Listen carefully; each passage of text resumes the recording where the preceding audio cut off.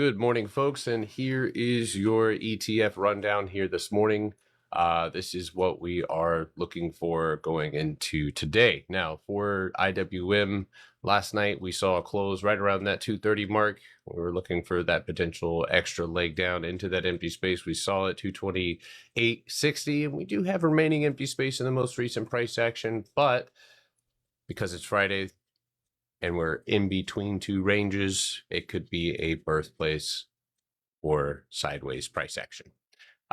So that's something to take into consideration. Yes, we have empty space. Yes, if we can on a lower time frame reclaim 230.87, which should translate pretty well to this structure over here, perhaps you could see that. But I am looking for a break of pre-market low to stretch our arms down into at minimum 227.50 and at most 225.26. And of course, the question right now is, are we in a bear market? And I have this discussion quite a bit.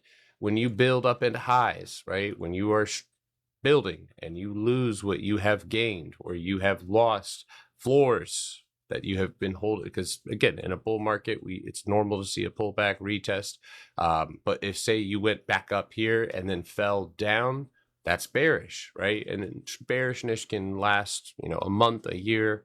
So as of right now, looking at all three ETFs, yeah, there was a lot of attempts, builds, pop back up, reject, fall.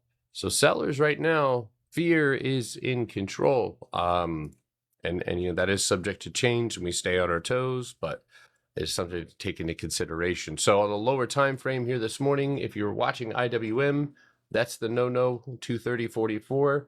You can see that higher time frame level right here at 230.92, 230.90. And of course, right above this candle at 231.61 with good volume, perhaps, and you can see how that translates to the 5, where you just would have to break 231 in order to move up into this range. So it's going to be an interesting day. It is Friday.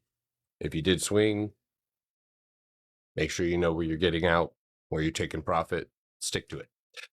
All right. QQQ. So yesterday we talked about this one as well. Basically going for a close underneath the floor, stretched down just a little bit further to 582. And as of right now, we have touched my 580 target that I had talked about. And again, repeating the bearish sentiment, when you fall down, this is more bearish than IWM was. You break out, right? New highs.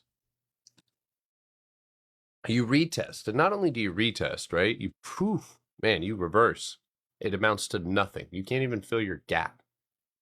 Price moves down, and as soon as it stays or falls underneath that wall, that becomes the sand trap, and you don't get out. And yesterday, you retested that top before seeing that major leg down. So again, now we're moving into structure to our left, which I have it more focused on the area of consolidation underneath us here, but we are sitting right at the top, right? And so we have to, when we run into 24-hour levels, it is what it is. This is not empty space underneath us, right? So we can look for a potential leg down at 576, but with the empty space up above us, if we can just tap down a little bit further, that would give me an opportunity here to take profit this morning. And here's how we're going to map this out, because no playing games. This little range on the 30-minute, 585.44, is likely going to be what breaks in order to lead us up for a retest of 588. And similar to the Qs, or to IWM, this box range here, 591.92, would be a potential catalyst to get us up into this empty space, which again, we broke the floor yesterday. So if we are truly bearish, it would be a retest and continuation potentially. So, all right, folks. Now let's take a look at SPY, and same deal here, right? So bearishness coming from the structure that we fell into and then retested. And as of right now, you'll notice that there's a lot of candle closes and wicks right here, and that's what SPY is trying to hold. It is.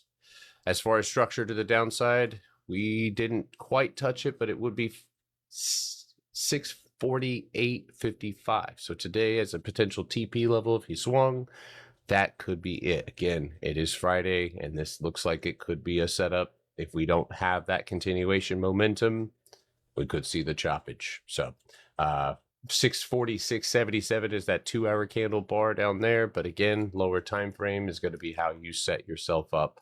This box right here, very important today. Stay 654.94. Your pre-market low here this morning will be 649.50. Anything breaking up above 659.66 subject to retesting majorly. But again, if we are bearish, then more than likely we won't. Alrighty, guys. So that is our 3 ETFs for today. Be safe. End of the week. A ton of volatility this week. A ton. And a lot of the times it's advantageous for market makers to keep stocks in range. I don't like it. You don't like it, but we have to adjust. Now, we can keep that in our mind, but set your alerts, mark out your levels, and when things get broken, use those as stop losses, trailing stops, and be proactively charting. Chart as we're moving. Don't wait till the move is over. All right. I will see you guys shortly at during the live on TikTok and on Discord. See you shortly.